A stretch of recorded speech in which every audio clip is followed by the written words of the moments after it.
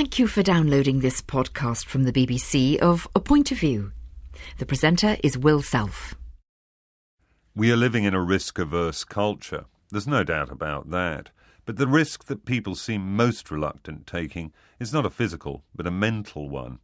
Just as the concrete in children's playgrounds has been covered with rubber, so the hard truth about the effort needed for intellectual attainment is being softened by a sort of semantic padding.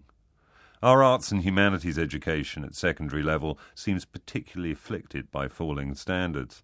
So much so that universities are now being called upon to help write new A-level syllabuses in order to cram our little chicks with knowledge that in recent years has come to seem unpalatable, if not indigestible. Knowledge such as English vocabulary, beyond that which is in common usage. Both general readers and specialist critics often complain about my own use of English, not only in my books, but also in my newspaper articles and even in radio talks such as these. I have to look them up in a dictionary, they complain, as if this were some kind of torture. In over 20 years of publishing fiction and journalism, I've become pretty much inured to these slings and arrows, regarding them as par for the anti-intellectual course. I used to remonstrate with those who raised the S word, S being for sesquipedalian, an obscure word that means a lover of obscure words. I'd point out that my texts were as full of resolutely Anglo-Saxon slang as they were the flowery and the Latinate.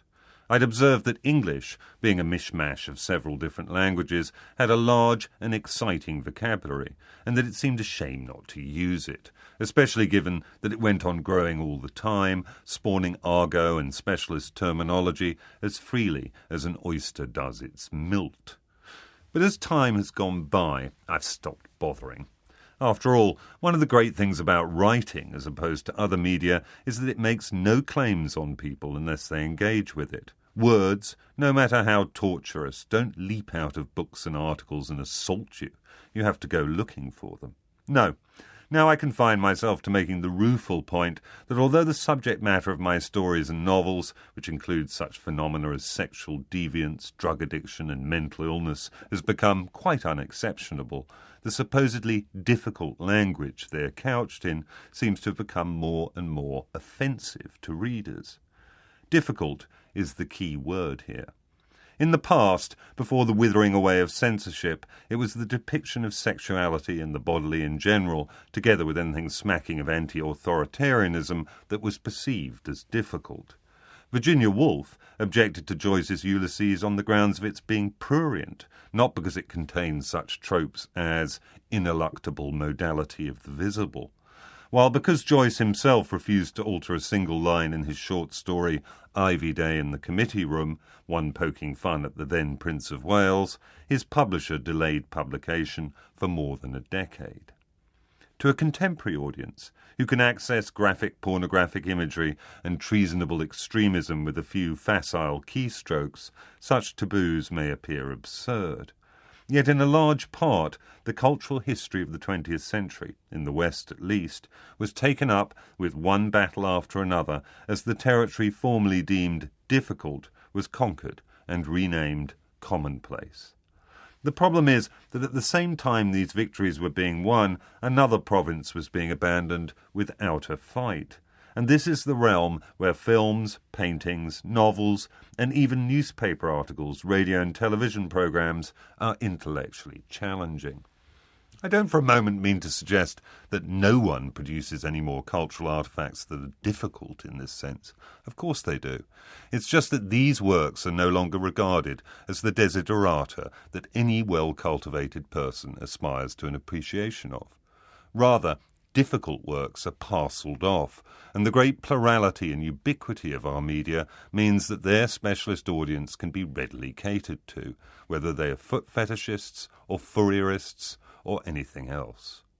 The suspicion that mass media lead to a banal middle-brow culture is as old as the printing press, arguably even older, given that Plato thought that writing was itself an intolerable derogation of the poetry of the spoken word.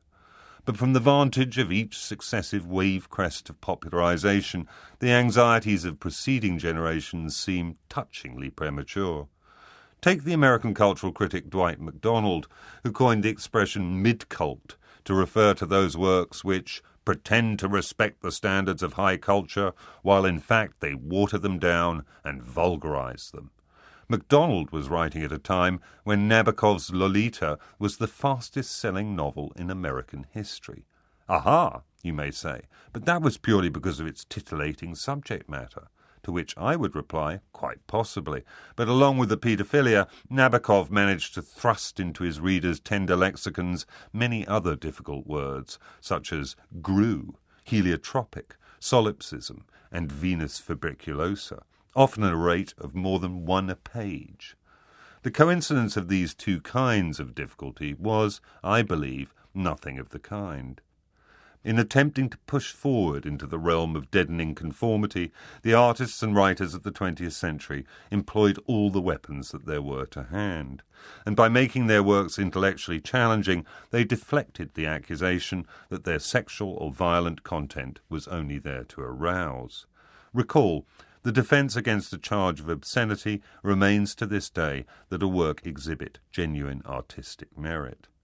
But now that all formerly difficult subject matter is, if not exactly permitted, readily accessible, cultural artificers have no need to aim high.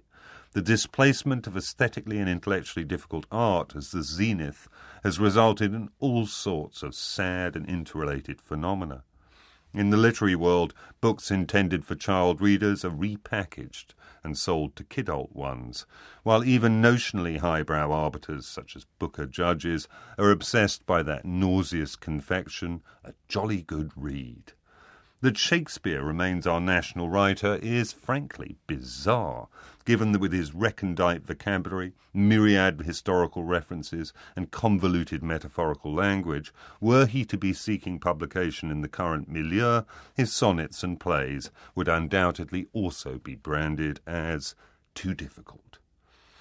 As for visual arts, the current Damien Hirst retrospective at Tate Modern is a perfect opportunity to see what becomes of an artificer whose impulse towards difficult subject matter was unsupported by any capacity for hard cogitation or challenging artistry.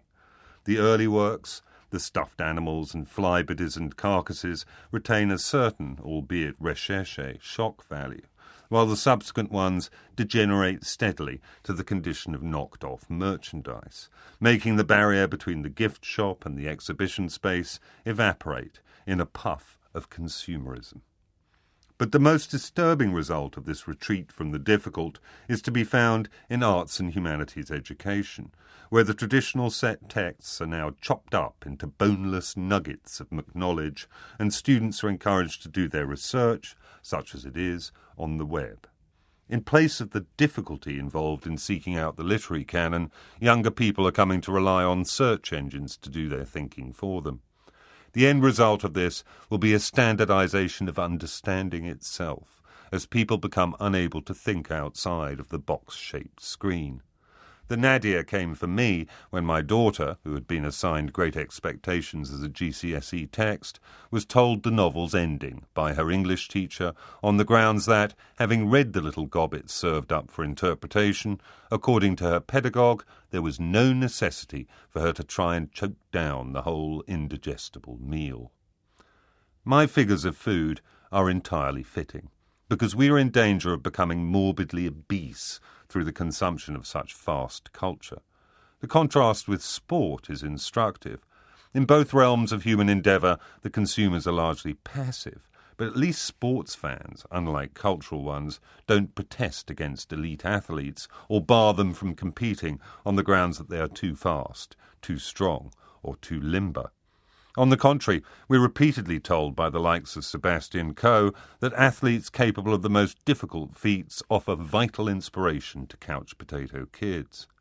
Let the same be the case for mental athletics, because without the bar to jump over set high, we'll all end up simply playing in the sandpit. Thank you for listening to this BBC podcast of A Point of View. It was written and presented by Will Self. The producer was Sheila Cook. For more information, please go to the Radio 4 website.